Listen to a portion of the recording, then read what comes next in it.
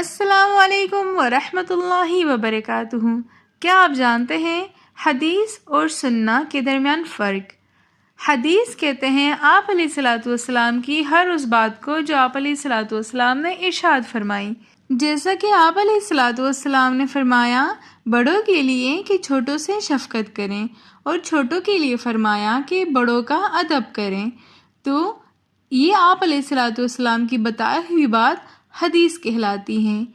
اور سنت کہتے ہیں آپ علیہ الصلوۃ والسلام کی عادات کو، جیسے آپ علیہ الصلوۃ والسلام کھانا کیسے کھاتے تھے۔ آپ علیہ الصلوۃ والسلام کھانا کھانے سے پہلے ہمیشہ ہینڈ واش کرتے تھے۔ آپ علیہ الصلوۃ والسلام ہمیشہ زمین پہ بیٹھ کے کھانا کھاتے تھے۔ آپ علیہ الصلوۃ والسلام کھانا ہمیشہ ہاتھ سے کھاتے تھے، اسپون کو یوز نہیں کرتے تھے۔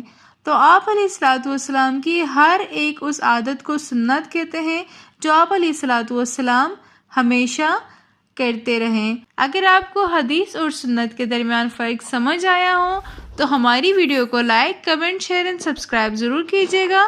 ملتے ہیں نیکسٹ ویڈیو میں، تب تک کے لیے اللہ حافظ۔